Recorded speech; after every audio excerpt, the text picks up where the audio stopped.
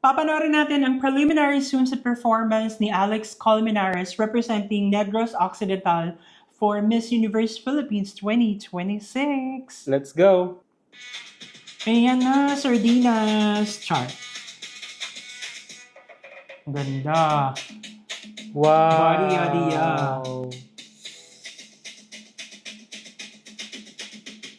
She screams confidence. With a force on the runway, Yes! Negros Occidental, Alex Colmenares. Grabe siya. Ganda! Grabe yung pag ganun lang, oh. Ito rin yung isa sa mga queens na kumbaga, transformer.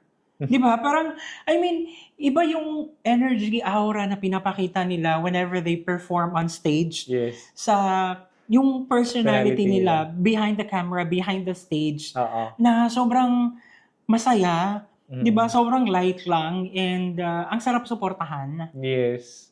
Ang ganda niya. Ako masabi, ang galing din ng performance niya kasi you can differentiate yung mga parts na talagang nagliliyab yung, kumbaga may extrang, alam mo yun? Fire Yeah, and oo, yes.